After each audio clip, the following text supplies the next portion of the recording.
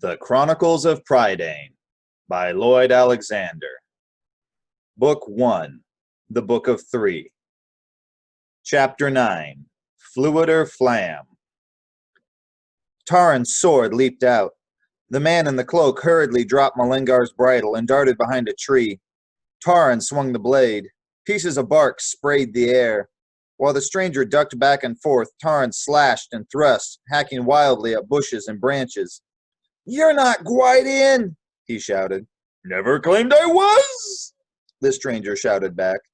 "If you think I'm Gwydion, you're dreadfully mistaken!" "Come out of there!" Taran ordered, thrusting again. "Certainly not, while you're swinging that enormous— Here now, watch that! Great Bellin! I was safer in Arkin's dungeon!" "Come out now, or you won't be able to!" Taran shouted. He redoubled his attack, ripping furiously through the underbrush. "Truce! Truce!" called the stranger. "You can't smite an unarmed man!" Eilonwy, who had been a few paces behind Taran, ran up and seized his arm. "Stop it!" she cried. "That's no way to treat your friend after I went to all the bother of rescuing him." Taran shook off Eilonwy. "What treachery is this?" he shouted. "You left my companion to die! You've been with Arkin all along! I should have known it! You're no better than she is!" With a cry of anguish, he raised his sword. Eilonwy ran sobbing into the woods. Taran dropped the blade and stood with bowed head. The stranger ventured from behind the tree. "Truce?" he inquired. "Believe me, if I'd known it was going to cause all this trouble, I wouldn't have listened to that red-headed girl." Taran did not raise his head. The stranger took a few more cautious steps. "Humblest apologies for disappointing you," he said. "I'm awfully flattered you mistook me for Prince Gwydion. There's hardly any resemblance, except possibly a certain air of—" "I do not know who you are," Taran said bitterly. "I do know that a brave man has bought your life for you." "I am Fflewddur Fflam, son of Godo," the stranger said, bowing deeply. "A bard of the harp, at your service." "I have no need of bards," Taran said. "A harp will not bring my companion to life." "Lord Gwydion is dead?" Fflewddur Fflam asked. "Those are sorrowful tidings. He is a kinsman, and I owe allegiance to the House of Dawn. But why do you blame his death on me? If Gwydion has bought my life, at least tell me how, and I shall mourn with you." "Go your way," said Taran. "It is no fault of yours. I trusted Gwydion's life to a traitor and a liar. My own life should be forfeit." "Those are hard words to apply to a winsome lass," said the bard. "Especially one who isn't here to defend herself." "I want no explanation from her," he said. "There's nothing she can tell me. She can lose herself in the forest for all I care." "If she's as much a traitor and a liar as you say," Fflewddur remarked, "then you're letting her off easily. You may not want her explanation, but I'm quite sure Gwydion would. Allow me to suggest you go and find her before she strays too far." Taran nodded. "Yes," he said coldly. "Gwydion shall have justice." He turned on his heel and walked toward the trees. Eilonwy had gone no great distance. He could see the glow of the sphere a few paces ahead, where the girl sat on a boulder in a clearing. She looked small and thin. Her head was pressed into her hands, and her shoulders shook. "Now you've made me go and cry!" she burst out. As Taran approached, "I hate crying. It makes my nose feel like a melted icicle. You've hurt my feelings, you stupid assistant pig keeper, and all for something that's your own fault to begin with." Taran was so taken aback that he began to stammer. "Yes," cried Eilonwy, "it's every bit your fault. You were so close-mouthed about the man you wanted me to rescue, and you kept talking about your friend in the other cell. Very well, I rescued whoever it was in the other cell." "You didn't tell me there was anyone else in the dungeon." "There wasn't," Eilonwy insisted. "Fflewddur Fflam, or whatever he calls himself, was the only one." "Then where's my companion?" Taran demanded. "Where is Gwydion?" "I don't know," Eilonwy said. "He wasn't in Arkin's dungeon, that's sure. What's more, he never was." Taran realized the girl was speaking the truth. As his memory returned, he recalled that Gwydion had been with him only briefly. He had not seen the guards put him in a cell. Taran had only guessed at that. What could she have done with him? I haven't any idea in the world, Eilonwy said and sniffed. She could have brought him to her chambers or locked him in the tower. There's a dozen places she could have hidden him. All you needed to say was go and rescue a man named Gwydion, and I would have found him. But no, you had to be so clever about it and keep everything to yourself. Taran's heart sank. I must go back to the castle and find him. Will you show me where Arkan might have imprisoned him? There's nothing left of the castle, said Eilonwy. Besides, I'm not sure I'm going to help you anymore after all. After the way you behaved and calling me those horrid names, that's like putting caterpillars in somebody's hair. She tossed her head, put her chin in the air, and refused to look at him. I accused you falsely, Taran said. My shame is as deep as my sorrow. Eilonwy, without lowering her chin, gave him a sidelong glance. I should think it would be. I shall seek him alone, said Taran. You are right in refusing to help.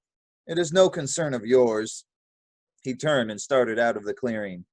Well, you don't have to agree with me so quickly, Eilonwy cried. She slid off the boulder and hastened after him. Fflewddur was still waiting when they returned. In light of Eilonwy's fear, Taran had a better view of this unexpected arrival. The bard was tall and lanky, with a long, pointed nose. His great shock of bright yellow hair burst out in all directions, like a ragged sun. His jacket and leggings were patched at knees and elbows and sewn with large, clumsy stitches, the work, Taran was certain, of the bard himself. A harp with a beautiful, sweeping curve was slung from his shoulders, but otherwise he looked nothing at all like the bards had learned about from the Book of Three. So it seems that I've been rescued by mistake, Fflewddur said when Taran explained what had happened. I should have known it would turn out to be something like that. I kept asking myself, crawling along those beastly tunnels, who could possibly be interested, whether I was languishing in a dungeon or not? I'm going back to the castle, Taran said. There may be hope that Gwydion still lives. By all means, cried the bard, his eyes lighting up. A Fflam to the rescue! Storm the castle! Carry it by assault! Batter down the gates! There's not much of it left to storm, said Eilonwy. Oh, said Fflewddur with disappointment. Very well, we shall do the best we can. At the summit of the hill, the mighty blocks of stone lay as if crushed by a giant fist. Only the square arch of the gate remained upright, gaunt as a bone. In the moonlight, the ruins seemed already ancient. Shreds of mist hung over the shattered tower. Arkan had learned of his escape, Taran guessed, for at the moment of the castle's destruction, he had sent out a company of guards. Amid the rubble, their bodies sprawled motionless as the stones. With growing despair, Taran climbed over the ruins. The foundations of the castle had collapsed. The walls had fallen inward. The bard and Eilonwy helped Taran try to shift one or two of the broken rocks, but the work was beyond their strength. At last, the exhausted Taran shook his head. We can do no more, he murmured.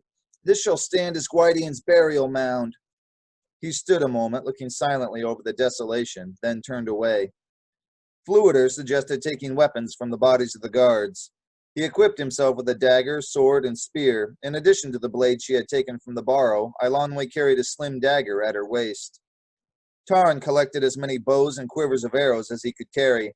The group was now lightly but effectively armed. With heavy hearts, the little band made their way down the slope. Malengar followed docilely, her head bowed, as if she understood that she would not see her master again. I must leave this evil place, Taran cried. I'm impatient to be gone from here. Spiral Castle has brought me only grief. I have no wish to see it again. What has it brought the rest of us? Eilonwy asked. You make it sound as though we were just sitting around having a splendid time while you moan and take on. Taran stopped abruptly. I'm sorry, he said. I didn't mean it that way. Furthermore, said Eilonwy, you're mistaken if you think I'm going to go marching through the woods in the middle of the night. And I, put in Fflewddur.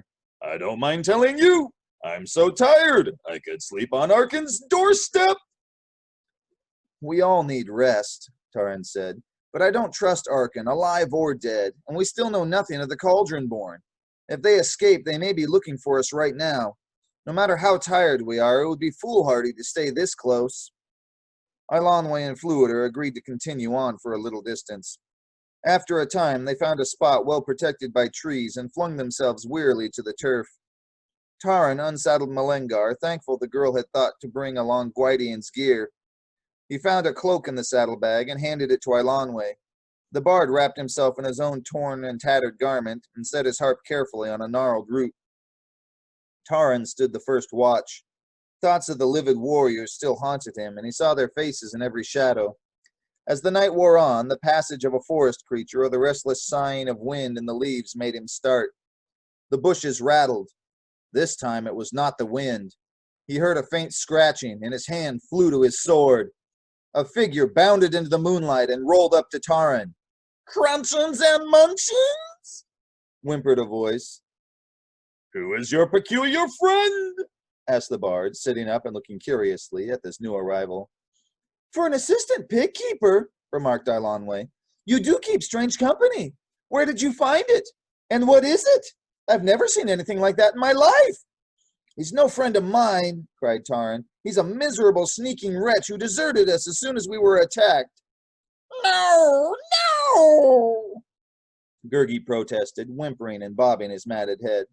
"Poor humble Gurgi is always faithful to mighty lords. What joy to serve them, even with shakings and breakings." "Tell the truth," said Taran. "You ran off when we needed you most."